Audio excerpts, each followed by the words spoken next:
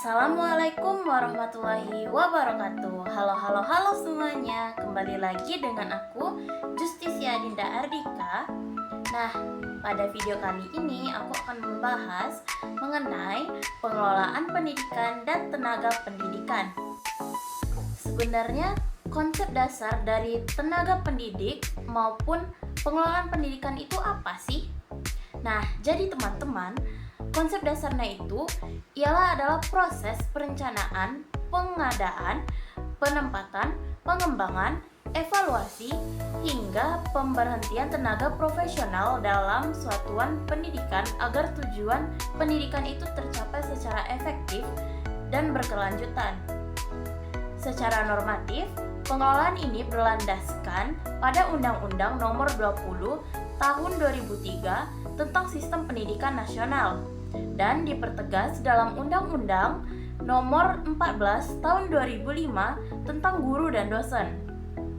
Dalam regulasi tersebut ditegaskan bahwa guru adalah tenaga profesional, yang mana artinya pengelolaan guru itu tidak boleh bersifat administratif semata, tetapi harus berbasis pada prinsip profesionalisme dan kompetensi serta etika. Secara kritis, jika guru diakui sebagai profesi, maka sistem pengelolaan harus menyerupai manajemen sumber daya manusia profesional, bukan sekedar penempatan pegawai. Nah, yang kedua itu ada ruang lingkup pengelolaan. Yang pertama itu ada perencanaan kebutuhan, yang mana tahap awal adalah analisis kebutuhan tenaga kependidikan berdasarkan rasio guru dan peserta didik, kemudian ada beban kerja, lalu dilanjuti dengan kompetensi yang dibutuhkan, dan juga ada karakteristik kurikulum. Secara logis, perencanaan harus berbasis data. Namun dalam praktik, distribusi guru itu di Indonesia masih belum merata, teman-teman. Ada daerah kelebihan guru dan ada juga daerah yang kekurangan. Masalah ini tentu menunjukkan bahwa perencanaan itu belum sepenuhnya berbasis pada kepenuhan real dan pemetaan yang akurat. Kemudian yang kedua itu ada rekrutmen dan seleksi. Rekrutmen itu haruslah memenuhi standar kompetensi. Yang mana standar kompetensi ini ada yang pertama itu adalah kompetensi pedagogik, kemudian kompetensi profesional, kemudian kompetensi sosial, dan yang terakhir itu adalah kompetensional kepribadian.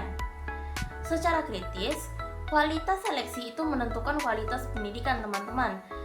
Yang mana kualitas pendidikan ini juga jangka panjang ya. Dan jika rekrutmen itu tidak transparan atau tidak berbasis kompetensi, maka dampaknya itu akan berlangsung bertahun-tahun. Yang selanjutnya adalah penempatan dan distribusi.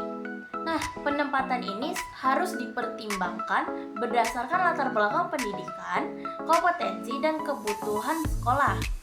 Namun, dalam praktik, sering itu terjadi mismatch atau tidak sesuai antara bidang keahlian guru dan mata pelajaran yang diajarkan.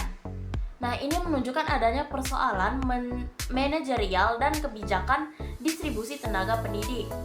Kemudian yang keempat itu ada pengembangan profesional, yang mana pengembangan ini dilakukan melalui pelatihan dan workshop, pendidikan lanjutan, komunitas belajar guru, lalu yang terakhir itu ada supervisi akademik. Nah, secara analitis, pengembangan profesional itu tidak boleh bersifat seremonial. Pelatihan juga harus relevan dengan kebutuhan kelas dan berdampak pada praktik pembelajaran. Adapun penilaian kinerja, yang mana penilaian ini bertujuan untuk mengukur efektivitas kerja, menjadi dasar promosi atau penghargaan, kemudian mendorong peningkatan kompetensi. Namun, jika penilaian itu hanya berbasis administratif, maka ia kehilangan fungsi reflektif dan perbaikan yang mutu.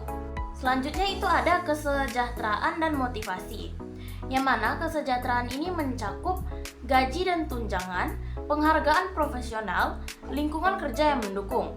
Nah, secara kritis, profesionalisme ini tidak bisa dipisahkan dari kesejahteraan, yang mana guru yang tidak sejahtera cenderung mengalami penurunan motivasi dan kualitas kerja, teman-teman. Adapun peran tenaga kependidikan. Nah, selain guru, tenaga kependidikan itu meliputi kepala sekolah, tenaga administrasi, kemudian pustakawan, laboran, dan yang terakhir itu adalah operator sekolah. Yang mana seringkali fokus kebijakan hanya pada guru, padahal tenaga kependidikan itu memiliki peran strategis dalam mendukung sistem manajemen sekolah.